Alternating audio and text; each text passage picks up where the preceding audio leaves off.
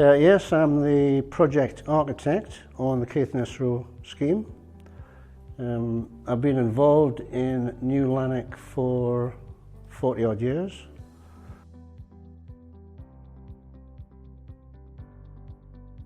Every building here is recognised as being, if you like, worthy of retention.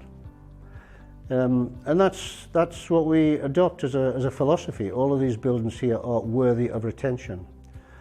The important thing is to begin with as detailed a survey, inspection, a visual inspection as you can, largely from the ground.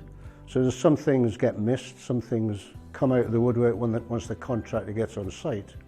But it is largely a visual inspection process, an analysis of what we have in terms of the configuration of the buildings, the exterior makeup, the masonry type, the mortar type, the type of roof covering, just the whole range of things. And all of these elements go into the mix to form the specification, and it's the specification which is adopted throughout the scope of the works.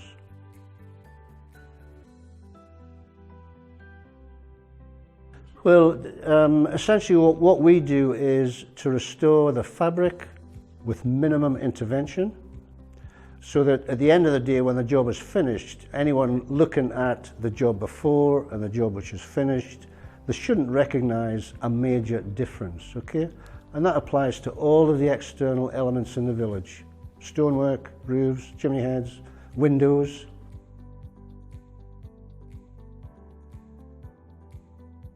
Well, Caithness Row is a classic example, okay? When I first started as a student, Caithness Row was actually on site. It was being built by an Aberdeen contractor, Alexander Hall. I wasn't involved at all with that project, but I knew it was on the go. Looking at it now, with the contractors that we have on site, we're finding that the external wall makeup is not as expected. It was obvious that the building had been repointed in a cement-rich mortar. What wasn't obvious was that behind that repointing mortar there was more cement-based material, and not the lime-based material which you would have expected. So that's had an impact in terms of progress on site.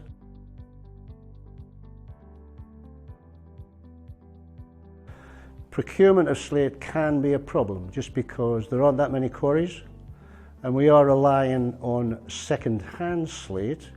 Slate has a natural lifespan, it won't last forever, and we need to look at new sources like Cumbrian slate, for example, Welsh slate, for example.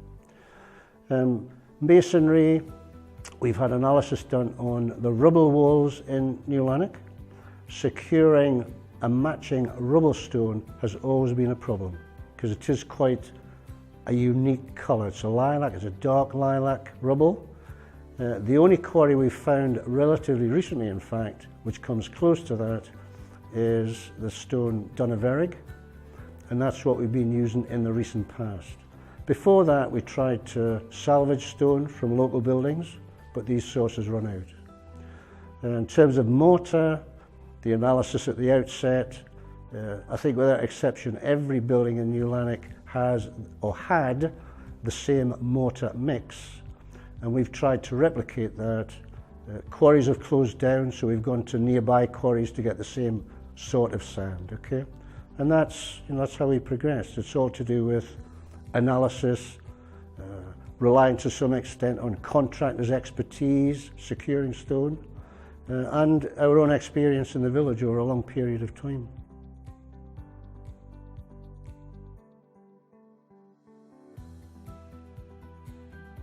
The main thing is the initial inspection process is very, very important in dealing with any buildings, let alone, historic buildings. And you've got to be extremely diligent, you've got to be careful in terms of recording what's there.